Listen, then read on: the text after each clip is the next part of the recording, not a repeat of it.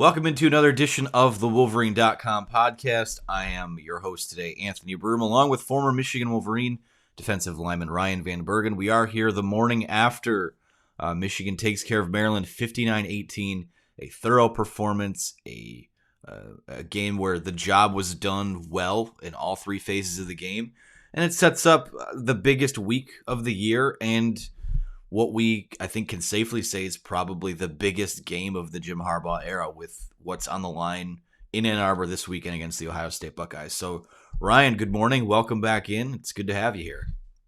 Good morning. Thanks. Glad to be here. Glad to be supporting a 10-win Michigan team and looking forward to what's ahead. Not to dismiss what we just finished up, but this is what you hope for when you sign on for the season. So I'm excited about what's coming, especially with how we played Saturday. Well, we'll put a bow on that game Saturday and look ahead a little bit. Before we get into it, though, I do want to remind people the Wolverine.com is now on the On3 network. You can get a year subscription to our site right now for $1. It's not going to last very long, so make the jump like thousands of other people did. The link is in the description below. So we appreciate you guys that are there and hope that some of you guys come over and hang out with us there. It's been awesome and a really good time. So let's start with day afterthought. I mean, we've both had it was a later game, but still had the evening to enjoy ourselves. We had a night's sleep. Ryan, you just said you had a great breakfast to kind of put a bow or start your Sunday off on a good way. When you look back at this game, what are some of the takeaways that you have now that you've had a night to sleep on it? I think one thing that we've got to mention is that we were more balanced and pass aggressive. And like we talked about yesterday when we broke it down after our media reactions, I feel like that's something that we've been almost too predictable at times, especially when we get into the red zone. But I thought our offensive play calling, I thought Gaddis is kind of in full phase. We're using all facets of our offense, or we're trying to. And I thought we looked pretty good offensively. And we talked about maintaining possessions, taking care of the football, long play drives. We had all those things present for us yesterday, especially offensively.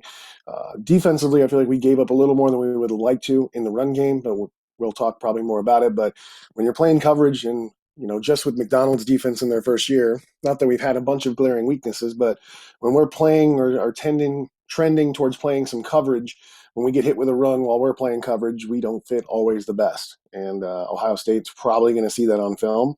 But overall, just a really good game. I feel like we've made progress, and that's something that we've talked about throughout the year, that you've got to get better in October than you were in September. You got to be better in November than you were in October. And I feel like we've not necessarily had that element to our team in the last couple of years. And I feel like this team, you can see, has definitely made improvements from the Indiana, from the Rutgers, from the Michigan State game. And, we're playing our best football. So that's what we need to do in order to be around here at the end. Yeah, well, I want to start with the offense today, and namely Cade McNamara. This is a guy that has just the quarterback situation in general has been somewhat polarizing throughout the year. It's quieted in recent weeks, and a reason for that is because Cade McNamara has played really well since the Michigan State game. He's, if you go by ESPN's QBR, he's posted an 80.9 grade or better in each of the last 4 games, where he also has multiple passing touchdowns in each of those games. When you look at his season as a whole right now, he is, I just had the number here. Cade McNamara is currently the second highest rated passer of the Jim Harbaugh era with a 148 rating. Shea Patterson's the only guy that did more than him, and that was the 2018 season when he finished the year with a 149.8 rating. So you throw in what I just talked about, along with what ESPN graded as a 90.6 performance against Wisconsin, and what you have is a quarterback for Michigan that has played his best football when his team has needed him to. And there have been missed opportunities here and there. Have to stop hitting linemen in the back of the head with throws, but we all year it was Cade's the guy. Wait, we're confident in him. He's going to lead us to where we think we need to go. Right now, in terms of, because you can throw the Michigan State game into a November football game because it took place on October 30th. This guy, since that Michigan State game, has been everything they could have asked him to be and more, and is leading, an attack that is as balanced as they've been heading into this game this weekend. He's a good quarterback. That's it's overlooked a lot, and even including myself, because I think the best word you put to it was sexiness. He does not have much sexiness to him, in the way he plays the game, and honestly, also what he's been asked to do. I feel like he's supposed to be a game manager and a facilitator. He's kind of John Stockton esque back there, and you know to be honest, you think about the quarterbacks under the Harbaugh regime, Rudock, Shea Patterson. I think I would take McNamara over Shea Patterson. I think. I'm not 100% sure on that, but he just does such a good job of taking care of the football. It's never at risk. It's never at risk when McNamara's in the game. And that's just so valuable. And it's hard to even put and associate any kind of statistic or number with it. But knowing that the ball is safe in his hands is such a secure thing for us. And he's also making throws. He threw some good. I've been critical that he has struggled on the edges. He throws the ball outside the hash or past the first down sticks. It's not as high likely probability that there's going to be a catch on the other end of it. He threw some good balls all over the field yesterday. And I feel like he's slowly but surely, as the season progressed, been throwing better balls in different areas of the field if you were to kind of chart where his throws are.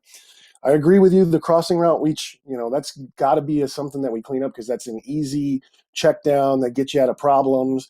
But you got to be able to throw that ball without hitting someone in the helmet and the sidearm slot. And we talked about that yesterday. But I do feel like that's a quick, easy fix. Practice that a little bit, change your slot a little bit for those throws. But he's been a great quarterback, a great Michigan quarterback. And it's tough because he's got someone behind him that everybody's so excited and buzzing about. But he's got another year to come back if he wants to and do this whole thing again. So he's done really well, and I think that he's a big reason as to why this team is where they are here at the end of November. It's so incredible too that they've been able to. I mean, with as well as he's played throughout the year, they've still been able to mix JJ McCarthy in there, and that dichotomy has worked. I mean, it doesn't. It doesn't. You're not always so fortunate to have it that way. There can usually be, um, some contention between. I mean, you were part of teams where there was kind of an ongoing battle for a few years between Tate Forcier and Denard Robinson. When you have talented guys there, they want to play, they want to get on the field, but Michigan's made it work. And JJ McCarthy had some plays on Saturday as well. Um, the offense as a whole, 503 total yards, and you sort of hit on this earlier. These guys, what we've seen is playmakers step up over the last number of weeks. There were 11 different receivers that touched the ball on Saturday. That's thrown off a little bit by the fact that you had a couple walk-ons get in there late in the game, but you take guys like Will Rolap out, Danny Hughes. There was one more in there. I can't pull up for some reason, but the ball came out to 10 different guys, and it seems like it's been a different guy each week. This week happened to be Donovan Edwards, who set a freshman record with 170 receiving yards, 10 catches, kind of came out of nowhere. So now you have another weapon that you feel pretty good about in your passing game. So for as much as made about Ohio State and all the playmakers it has, Michigan has kind of developed a pick your poison offense with what they have going as well. I think so, and I still think it's almost got to be puzzling at times for Gaddis to figure out, because you'd love to get everybody a chance, but at a certain point you got to ride who's hot, and find ways to get guys that are more touches when you know that they've got momentum on their side, because all those guys got touches, and I'm pretty sure Eric All didn't get a reception, and he was the hero of the Penn State game.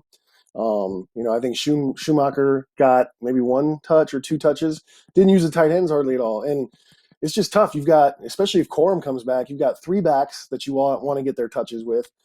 You've got, 3-4 receivers that all have made plays for you that you want to see how they do. So, it's great for our offense as far as defenses are going to have headaches trying to figure out where to dedicate their resources. But I just think that this is also a pretty young team. A lot of these guys aren't going anywhere, and they're just going to get better with time and more cohesive as units. So it's encouraging. The future is bright, because I feel like it's been a long time, I feel like, since we've had so many weapons. But I honestly can't think of when we've had the stable of backs, the receivers, and then tight ends coming along like they have, and then two quarterbacks that we're pretty confident with. So whatever Harbaugh did in the offseason, bringing in some new blood, the new coaching hires that he's brought in, the recruiting that we've been doing offensively, I feel like all those things are trending up. And that's what we need to do to close the gap between us and Ohio State, us and the Alabamas, us and the Georgias, us and the Clemsons. So we're doing those things. Yeah, and I think one of the things about people like to point to the speed and space moniker from Josh Gaddis and how that means Michigan's gonna be explosive and up tempo and all those things. All that ever really means is they want to get the ball out, find a matchup, get the ball in the hands of a playmaker, and give him a chance to make a play with green grass in front of him. And like you said, they've got a lot of guys that they're able to do that now. Let's switch over to the defensive side of the ball and a few trends that I can't say they're super concerning because it's the vacuum of one game. But again, anything you put on film in this week, in this game, might be used against you on Saturday. So defensively, a couple bad trends. The pass rush didn't really get there. I think they only had two or three. They didn't have any quarterback hurries, really. They got gashed in the run game to the tune of 181 yards. Are you concerned about the defense at all? Yeah, that was probably the one thing that, especially in the second half, third quarter, that they were able to move the ball kind of at will against us. And again, that kind of comes back to what I saw was that when we're playing coverage, we're not fitting the run great, mostly when we have two high safeties, and also not getting great play out of our defensive line, defensive tackle specifically. Honestly, you can look to the defensive tackle position for both the pass rush issues that we were seeing Saturday and also a little bit on the gashing runs. Mozzie Smith played pretty well against the run. Hinton normally holds up pretty well against the run, but these aren't guys that are getting penetration and making plays in the backfield. And we don't ask them to do that, but at the same time, it would be beneficial to, instead of getting a 5 or 6 yard carry on 1st and 10 if you're Maryland, getting blown up in the backfield by a defensive tackle who just inserts his guard, back behind the line of scrimmage. And now it's 2nd and 12, 2nd and 13. We don't get a lot of those. And we also saw Aiden Hutchinson and David Ojabo kind of have a quieter game. And we talked about it yesterday, instant reaction, that they were doing pretty decent on their pass rush. Sometimes they got a little too deep and past the quarterback, especially when you got someone elusive. But we don't have any push in the middle. There's no consistent 3 technique nose guard that is winning on the inside. And that's even more surprising considering how much attention Hutchinson and Ojabo have to be drawing on the edges. So we really need the emergence of a defensive tackle. I feel like I've kind of been thumping my chest for the last 2 years that we're, since probably Mo Hurst, we haven't had a really dominant defensive tackle, and Mo Hurst was 3-4 years ago. So we've got to recruit that position better. Got to bring some guys along. I do think Sean Nua, the defensive line coach, is a good coach that can get these guys going. But it's definitely a weakness and something that I would completely count on Ohio State to try to exploit if we don't play a little bit better there in the middle. Well, we've seen. Do you have any other bad trends or takeaways from any phase of the game from Saturday? I'm trying to keep us still in Maryland, but it's so hard to not look ahead because of what's on the line now. Turnover generating, if that's a thing, generating turnovers. We had the DJ Turner pick six, but there were some opportunities. I think specifically in the first quarter, I think Junior Colson actually had one almost get lodged in his face mask. We've seen sometimes where Josh Ross is getting his hands on the football but not coming down with it.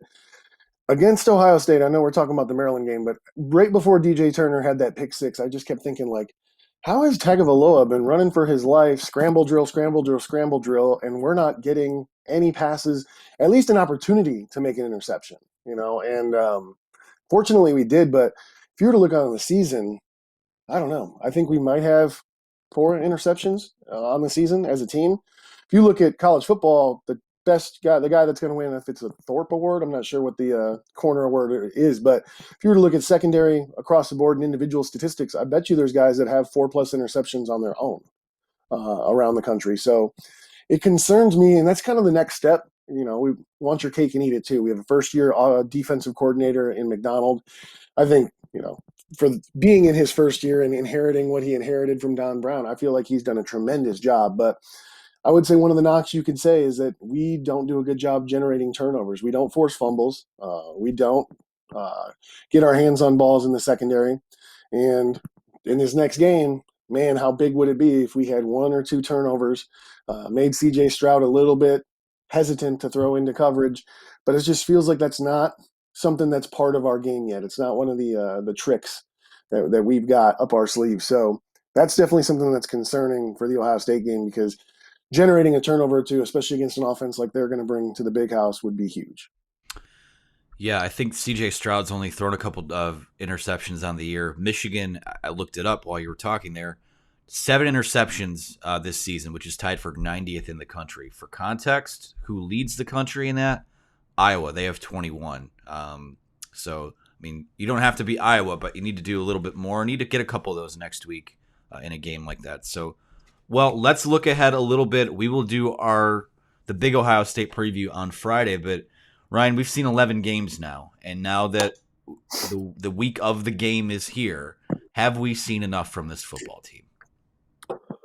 I think we've seen enough that they're going to be able to compete if they play their best game. If we come out and, for some reason or other, don't have, we don't have to play perfect, but it has to be our best game to be competitive. My thought process, my motto going into this week in particular is let's just be there in the fourth quarter, be within striking distance. It's you can't win the game in the first quarter, so you've got to hang with them. Especially with Ohio State, they are a quick start team. If you watch some of the games that they have, very rarely do they not have 35 plus points before halftime. They come out firing. So we've got to understand that and plan for they're coming out hard, and we can't scramble, panic, feel like we've got our pants around our ankles, can't start pointing fingers. They're going to score some touchdowns. It will happen. I guarantee you Ohio State scores touchdowns in all 4 quarters of the Michigan game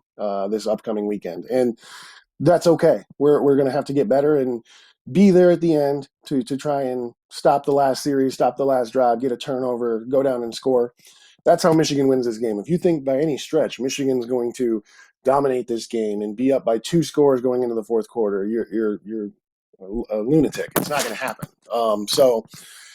This team has shown that we can compete with them. We're going to have to play our best football, and we're, I think, the best equipped team. I've said this before: the best equipped team to slow them down offensively in the Big Ten. But is it enough? We're going to find out. And if not, I still will, even if we end up getting torched, I still will say we still were the best equipped team to try and slow them down. So I think we're ready to give them our best shot. It's a matter of, is our best shot going to be good enough to do some damage? All right, well, I'm going to have you step into the time machine here real quick. I'm putting you back in that locker room. You guys just got off the bus, the plane, whatever it is, from Maryland. Someone needs to set a tone for the week. Someone needs to get up in front of the room, speak to the guys, and set a tone for what this week is going to be. Ryan, what is your message to this year's crop of Wolverines?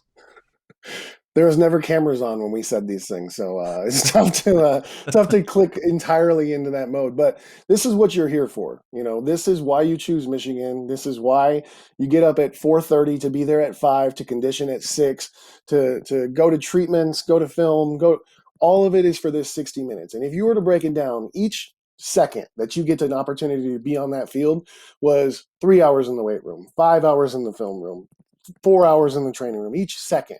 And now you have 7 days, 6 days before you put the pads on and you get to play this game. So scholar athlete, absolutely. There's no class this week. You don't go to class. You go to Schembechler Hall, you go to the film room, and you get everything you can done. You bring your teammates with you, you bring your backups with you, you bring your position group with you, and you live, sleep, breathe, eat. Everything is Ohio State and what we can do to beat these guys. What can I do to get better as an athlete? What can I do to improve the guy next to me?